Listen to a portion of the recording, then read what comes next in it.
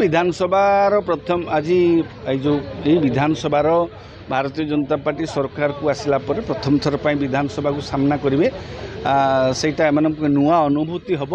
आ सबुठ बड़ कथा है विधानसभा को एथर 85-86 अधिक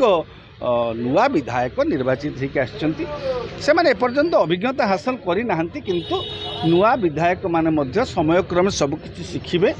एबे संसदीय परंपरा संसदीय विधि व्यवस्था विधानसभा जो परंपरा रही विधानसभा केमिति कथा कहुब बाहर भाषण जहाँ भीतर भाषण से हम ना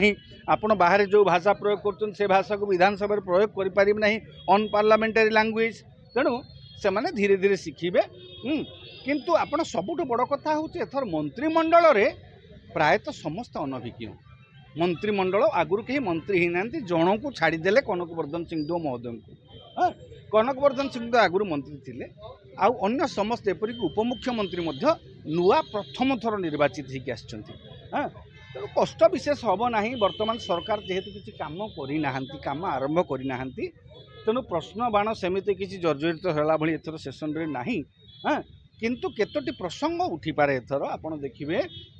दर वृद्धि प्रसंग उठिपारे राज्य सरकार को प्रश्न करा जाई पारे आपणकर सबुठु बड़ प्रसंग एथर होई पारे राज्यपाल को पुओ जो आक्रमण करथिले जने सरकारी कर्मचारी को जो माड़ मारिथिले से प्रसंगटी आईन शासन प्रति जो प्रश्नवाची सृष्टि होती आईन शासन निरपेक्षता को जो राज्य में प्रश्नवाची सृष्टि होती साधारण नागरिक माड़ मारे जमी सागे सागे पुलिस बांधि रोचे किंतु राज्यपाल पुओ एत बड़ अघटन घटेले एत दिन बीतीगला कौन कार्यानुष्ठान नि जाऊना सेटा गोटे बड़ प्रसंग हम कांग्रेस कही प्रसंग कर बीजेडी भी कही प्रसंग आपण कांग्रेस 9 जन आंठी दूसरे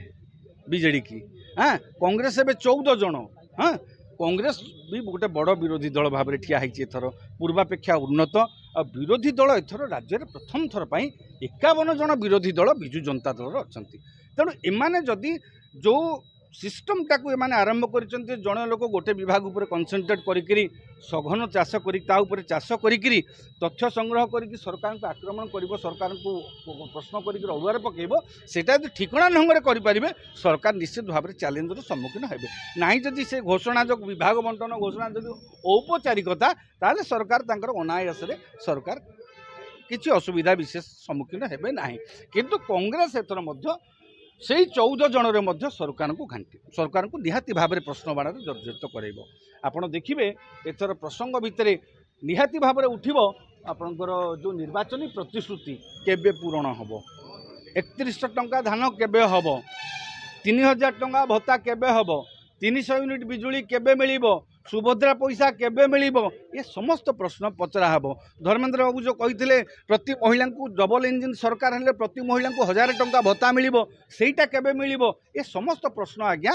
विधानसभा प्रश्न उठी पारे आ दर वृद्धि प्रसंग एथर आलोचना को आसीबो विशेष किसी तो सरकार रथयात्रा किसी अघटन प्रसंग को नहीं किसी चर्चा हो पारे सरकार जेहेतु विशेष काम आरंभ करना अभिज्ञता नुआ नुआ किसी भूल भटका है ना तो सरकार सेमती किसी समालोचित होवार सुजोग ना रथयात्रा अघटन को नहीं हुए तो किसी प्रश्नवाणर शिकार हो पारती कांग्रेस पीसी सभापति पुणी चर्चा बहु वरिष्ठ नेता अच्छा ताराबाई पति हो रमेश जेना हो तारा पति उल्लाख हो देखते गोटे पीसी सभापति बहुत वरिष्ठ नेता अच्छा शुणु बर्तमान कांग्रेस रे पीसीसी सभापति परिवर्तनटा गोटे नुआ कथा नुहे तांकर गोटे सीजन चेंज है सीजन भाया बारंबार कांग्रेस सभापति परिवर्तन होती आपणकर देखिए निर्वाचन पूर्व जड़े सभापति थी निर्वाचन पर आउ जड़े सभापति हम तेणु तांकर सभापति परिवर्तनटा फ्रिक्वेंट जोटा कि कांग्रेस दुर्भाग्य ओडिशा कांग्रेस एटी कांग्रेस नेता माने कहीं जो मु बोली भावना भीतर रही जाउछंती कहीं एकाठी होकर 5 जन नेता वरिष्ठ नेता एकाठी होकर गोटे दल पर काम करवा ना इगो क्लास करुच्ची नेता मान भितर एकाठी हो पारना एकाठी कांग्रेस नेता जो 5 श्रीकांत निरंजन प्रसाद शरत बा ताराबाइन एम समस्त जो गोटे मन होकर काम आरंभ करेंगे से प्रतिहत करने कष्टकर व्यापार हो କିଛି ନ କରିକି ମଧ୍ୟ 14 ଜଣ ବିଧାୟକ ଜିତେଇକି ଆଣିଲେ ଏଥର ଜିତିକିରି ଆସିଲେ ବୁଝିପାରୁଛନ୍ତି ତ ସେମାନେ ଯଦି ଏକାଠି ହେଇଯିବେ ନା ଗୋଟେ ପାୱାରଫୁଲ ବିରୋଧୀ ଦଳ ଫୋର୍ସ ଭାବରେ ଉଭା ହେବେ ରାଜ୍ୟରେ କିନ୍ତୁ ସେମାନେ ଏକାଠି ହେଇପାରୁନାହାନ୍ତି ଏବେ ସଭାପତି ଗଲେ ସେହି ସଭାପତିଙ୍କୁ ପ୍ରତି ଯେଉଁମାନେ ସମର୍ଥନ କରୁଥିଲେ ନିର୍ବାଚନ ପରେ ସେହି ସଭାପତି ବିରୁଦ୍ଧରେ ସେମାନେ କହିବା ଆରମ୍ଭ କଲେ ବୁଝିପାରୁଛନ୍ତି ତ ଏବେ ସଭାପତି ଗଲେ ସବୁ କମିଟି ଭଙ୍ଗ ହେଲା ଏବେ ନୂଆ ସଭାପତି ଆସିବେ ନୂଆ ସଭାପତି କିଏ ହବ ଓ ତାଙ୍କର କାର୍ଯ୍ୟକଳାପରୁ କଂଗ୍ରେସର 29 ଭବିଷ୍ୟତ କଥା ଜଣାପଡ଼ିବ 29 ଭବିଷ୍ୟତ ପୂର୍ବରୁ ଆପଣଙ୍କୁ ପଞ୍ଚାୟତ ଇଲେକ୍ସନ୍ ଆଉ ପୌର ଇଲେକ୍ସନ୍ ସାମ୍ନା କରିବାକୁ ପଡ଼ିବ ତେଣୁ ଆଜିଠୁ ଯଦି ପ୍ରସ୍ତୁତ ନ ହେବେ ସେଇଭଳି ଜଣେ ନେତା ଦରକାର ଯିଏ ସମସ୍ତଙ୍କୁ ସାଙ୍ଗରେ ନେଇକରି ଯାଇପାରିବ ଯାହାର ଗ୍ରହଣୀୟତା ରହିବ ବରିଷ୍ଠ ନେତା ଅନେକ ଅଛନ୍ତି ଶ୍ରୀକାନ୍ତ ଜେନା ଅଛନ୍ତି ଶ୍ରୀକାନ୍ତ ଜେନା ଦଳରୁ ଯାଇଥିଲେ ନିକଟରେ ପୁଣି ଆସିକି ଟିକଟ ପାଇଥିଲେ ଭକ୍ତ ଦାସ ଅଛନ୍ତି ବରିଷ୍ଠ ଅଭିଜ୍ଞ ନେତା ତାପରେ ଆପଣଙ୍କର ସପ୍ତଗିରି ଇଲାକା ଯିଏ ସାଂସଦ ଅଛନ୍ତି ଯୁବ ନେତା ତାଙ୍କଠୁ ଅଭିଜ୍ଞ ନେତା ଅଛନ୍ତି ତାରାବାହିନୀ ଯିଏକି ଯାହା ନା କି ବର୍ତ୍ତମାନ କଂଗ୍ରେସର ବିଧାୟକ ଦଳ ନେତା ଭାବରେ ଶୁଣାଯାଉଥିଲା ତେଣୁ ଏଇ ଯେଉଁ ରମେଶ ଜେନା ବି ଜଣେ ଟାଣୁଆ ନେତା Ramesh Jena one man army ଭଳିଆ ସେ ନିଜେ ଦେଖେଇ ଦେଇଛନ୍ତି ସମସ୍ତ ପ୍ରତିକୂଳ ପରିସ୍ଥିତିରେ ମଧ୍ୟ ସେ ନିଜ ସଂଗଠନକୁ ମଜବୁତ କରିଛନ୍ତି ରମେଶ ଜେନା ଗଞ୍ଜାମ ଜିଲ୍ଲା ସଭାପତି ଥିଲାବେଳେ ଗଞ୍ଜାମ ଜିଲ୍ଲା ସଂଗଠନକୁ ସୁଦୃଢ଼ କରି ଆସୁଥିଲେ ତା ପରବର୍ତ୍ତୀ ପର୍ଯ୍ୟାୟରେ ଭୁଲ ନିଷ୍ପତ୍ତି ଯୋଗୁଁ ଗଞ୍ଜାମରେ କଂଗ୍ରେସ ଭୁଷୁଡ଼ିଗଲା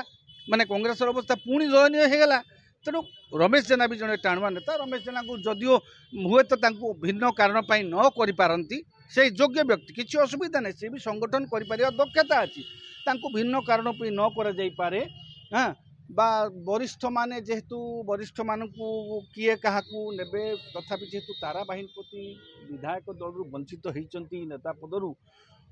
ତାଙ୍କ ନାଁଟା ବି ଚର୍ଚ୍ଚାର ଆଗରେ ଆସୁଛି ସପ୍ତଗିରି ଇଲାକା ତ ସାଂସଦ ଅଛନ୍ତି ସିଏ ସନ୍ତୁଷ୍ଟ ହେବାରେ କିଛି କଥା ନାହିଁ କିନ୍ତୁ ତାରା ଯଦିଓ ଶ୍ରୀକାନ୍ତ ଜେନା ଆଉ ଭକ୍ତ ଦାସଙ୍କ ନାଁ ଚର୍ଚ୍ଚାକୁ ଆସୁଛି କିନ୍ତୁ ଆପଣଙ୍କର ତାରାବାହିନୀଙ୍କ ନାଁଟା ଟିକେ ଆଗରେ ଶୁଣାଯାଉଛି ତେଣୁ ଏଇମାନଙ୍କ ଭିତରେ ଏଇ 3-4 ଜଣଙ୍କ ଭିତରୁ ଯାହାକୁ ହେଲେ ସଭାପତି କରିବେ ଆଉ ସିଏ ଯଦି ଠିକଣା ଭାବରେ ଦଳର କର୍ମୀ ଓ ନେତାଙ୍କୁ ନେଇକରି କାମ କରିବେ ତେବେ 29 ପୂର୍ବରୁ ଦଳ ଗୋଟେ ପାୱାରଫୁଲ୍ ଫୋର୍ସ ହେଇକରି ଉଭା ହେବ ନାହିଁ ତ ନାହିଁ କଂଗ୍ରେସ ମୂଳଦୁଆ ପୂର୍ବ ଅପେକ୍ଷା ଅଧିକ ଦୁର୍ବଳ ହେବାରେ ଲାଗିବ।